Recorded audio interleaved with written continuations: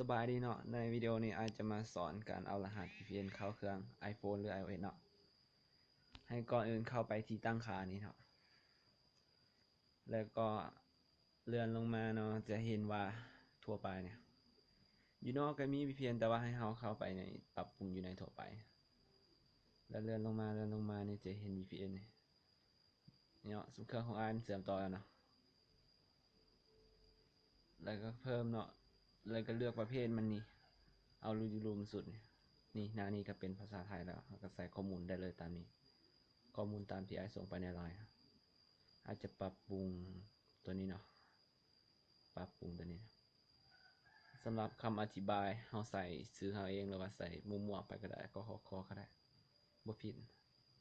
บัญชีก็ต้องมีจำเป็นตัวเลขมีจำนี่ไอก็ส่งไปทางไลน์เซิร์ฟเวอร์นะลืมขอโทษว่าผิดเซิร์ฟเวอร์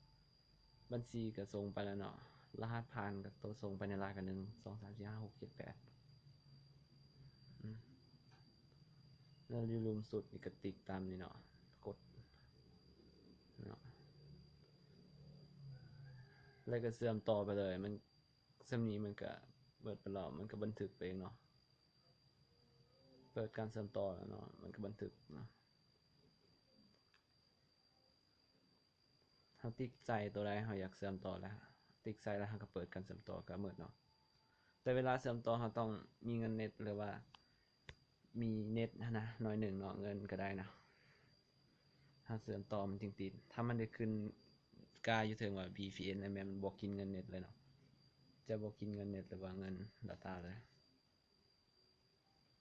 ถ้าว่าเบิ่งบ่ทันก็